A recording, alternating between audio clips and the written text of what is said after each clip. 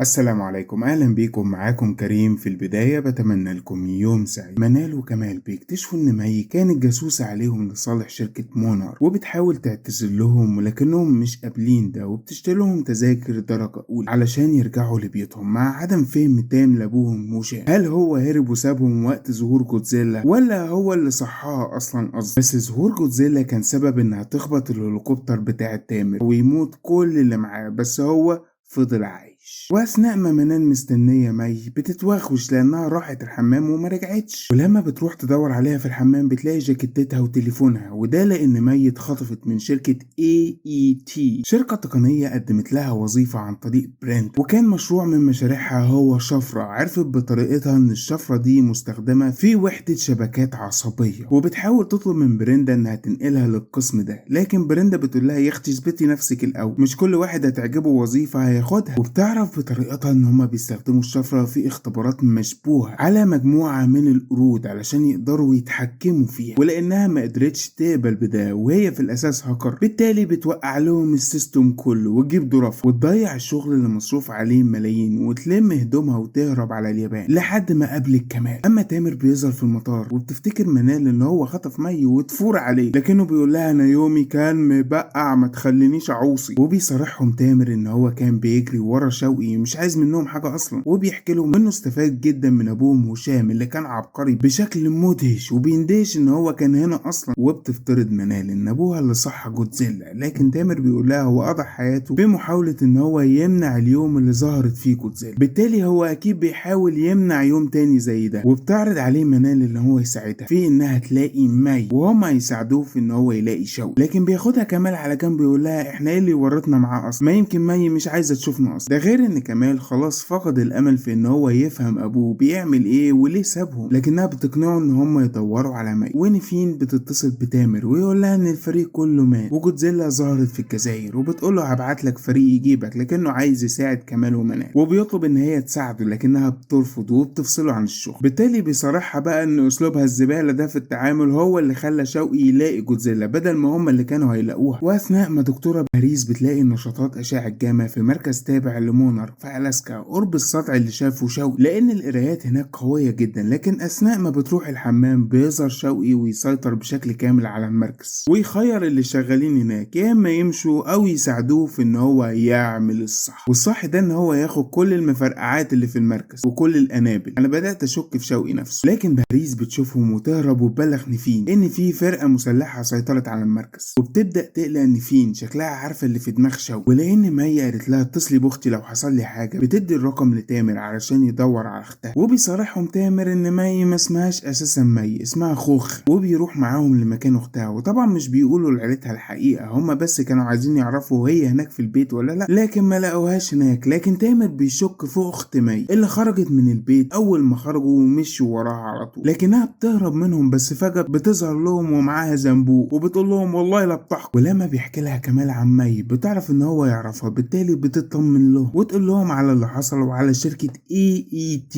اللي بتطارد مي، وبيطمنوها ان هم هيلاقوها. واثناء ما بتوبخها بريندا لانها حذفت ملفات تقدر بملايين الدولارات، لكن مي عارفة كويس تعاون الشركة مع والت اللي هيصنع جودزيلا الآلية رئيس شركة ايبكس، واللي اكيد عنده نسخة من الملفات دي. وبتستغرب بريندا انها عارفة كل ده. وبيوصل تامر وكمال ومنال للشركة، لكن علشان يدخلوا بيتصرف تامر ويبعت انذار لكل اللي موجودين في سياتل بوجود وحش ضخم عشان يروحوا كلهم للملاجئ على غرار الانذار اللي موجود في طوكيو. وبتعرف نيفين ان تامر اللي ورا الرساله دي، لكن بتعرف بريندا ان في حاجه غلط، لان لو في وحش فعلا كان جالها التحذير قبل الناس دي كلها. وبيتضح ان بريندا عايزه مي تتجسس على كمال ومنال وبلغها باماكن اي وحش يقابلوه، بالتالي هي شركه تقنيه بس اهتمامها بيشمل الوحوش، لان التجارب اللي تمت على القردة استفادوا منها في السيطره على الوحوش ويكون سلاح في ايديهم. لكن مي بترفض ده وبتطفش منال وكمال علشان يبعدوا عنها، وتقول لهم انا مش عايزه اكون معاكم من الاساس. ولما بيخرجوا بتخطفهم نيفين وتقول لهم انا مش فاضيه اللعب العيال ده، شوقي بيخطط لحاجه وهيبقلشنا كلنا. لكن منال بتعرض عليها انها توديها لشوقي مقابل انقاذ مي، بالتالي بتروح نيفين لبريندا وبتخليها تسيب مي، وده يعني ان في تعاون خفي ما بين ايبكس ومونار. وبتقرر مي تروح معاهم علشان يدوروا على شوقي، وبتعلن نيفين عن نظام التحذير المسبق اللي صنعته مونارك، وتطمن الناس إن الشركة شغالة لمصلحة المجتمع. وبيطلع شوقي على سطح ألاسكا يفخخ الحفرة بالكامل، اللي غالبا الحفرة دي بتودي للأرض المجوفة اللي هي المصدر الأساسي للوحوش، وبيبدأ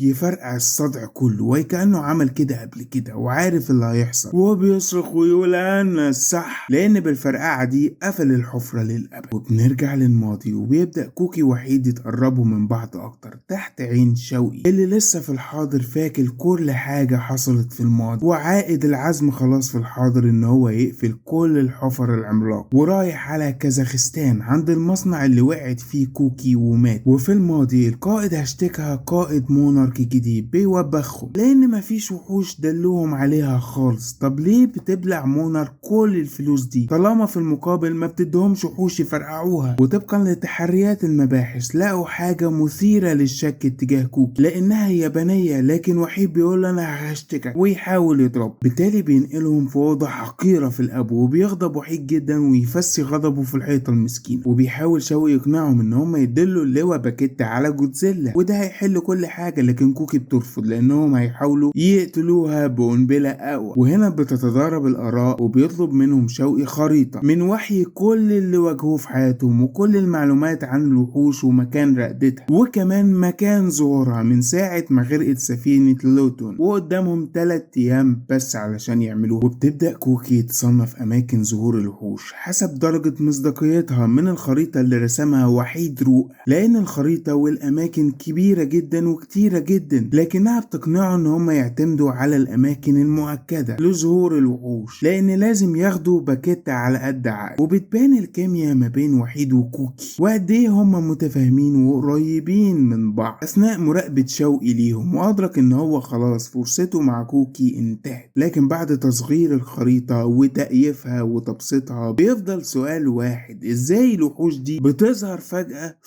وتختفي فجأة؟ وبيلاحظ وحيد ان في نملة بتدخل من ثقب موجود جوه الخريطة وبتجيله فكرة جنونية. اما في الحاضر تامر بياخد كمال ومنال وميل لمكتب مونارك ويحكي لهم عن وحيد رؤى جده اللي اتجنن بنظريات الانتقال الآني والثقوب الدودية بعد ما ماتت كوكي، واعتبروه مجنون خلاص ورايحة منه. وبيتأكدوا من تامر ان كل الاماكن اللي راحها هشام ظهر فيها ارتفاعات لأشعاعات جامة، ومش عارفين هشام بيتنبأ بالاماكن دي ولا هو ماشي ورا الاماكن دي. ونيفين بتقول لهم ان الحفرة اللي قفلها شوقي فتحت حفر تانية كتيرة رصدوها عن طريق رصد اشعاعات كامل، لكن الاشعاعات انخفضت بشكل شبه كامل، وده قد يعني ان في وحوش في المناطق دي، وعلشان كده لازم يوقفوا شوقي قبل فوات الاوان. فبتطلب من منال ان هم يفتكروا خريطة هشام اللي خدها منهم شوقي ويتوقعوا المكان اللي رايح. ولما بيوصل شوقي للمصنع بيكتشف ان هم حاطين لفتاية فوقيها زيتونة، وبيعتقد ان هم عاملين ده لاحتواء الوحوش. وبياخدهم تامر للأوضة اللي اترسمت فيها اول خريطة للوحوش اللي شبه نفس الخريطة اللي ماشي عليها هشام، واللي قريبة من كل قرايات اشعة الجاما اللي رصدوها مؤخرا. الماضي مرتبط بالحاضر وكأنه كون موازي، بس شوقي راجل عسكري تقليدي تفكيره مش زي هشام. وبتلاقي منال ورقة بتوقيع شوقي مذكور فيها ان كوكي مفقودة ومش متأكدين اساسا انها ماتت. بالتالي بيرجح تامر ان شوقي راح هناك لانهم برضو رصدوا اشاعات هناك في المكان اللي اختفت فيه كوكي. ومنال من كلامها مع شوقي كانت متخيلة ان هو هيقول لها ان هو جدها من كتر ما اتكلم عن كوكي، بس لان كازاخستان خارج نطاق عملياتهم بتبعت نيفين معاهم فرقة صغيرة للموقف، لكنهم بيرفضوا يستخدموا العنف لان شوقي ساعتها هيرد بعنف لان معاه نوال وفرقة مسلحة وهم هيقدروا يتكلموا معاه لان هو بيعتبرهم عيلته الوحيدة في العالم ده. وبيوصلوا للموقع وبيلاقوا زنقور اكيد دخل منه شوقي لان عليه اثار تفكير حديثة، وبيدخلوا من الزنقور. هو في الماضي بيروح وحيد لكوكي ويقول لها نظريته ان الوحوش عايشة تحت الارض في مكان اكبر بكتير من فوق الارض، علشان كده بينتقلوا من مكان للتاني من غير ما نشوفهم وكأنهم في عالم تاني موازي لكن اكبر بكتير من عالمنا ده. لكنه فجأة بيسمع صوت عيل صغير وبيكتشف ان كوكي ام لطفل طفل اسمه هشام، وكان ده سبب تحريات المباحث اللي اتكلم عنها القائد هشتكها، وبيطمنها وحيد ان هي مش لوحدها وهو مش فارق معاه ان ليها ابن مش ابنه وهيكون معاها وفي ظهرها. وبيروح شوقي على لواء باكيتا قبل ما يدخل لنائب الرئيس ويقول له عايزك على جنب يا اسطى، لكن باكيتا بيقول له انت ضيعت فرصتك خلاص يا ابني، كمان هشتكي بعت لي تقرير ما فيهوش حاجه تخليني اكمل تمويل مشروع مونا، لكنه بيقول له الخريطه دي اسقاطات على كل المواقع المحتمله للوحوش، لكن باكيتا ما بيصدقوش وواثق اكتر في هشتكها. لكن شوقي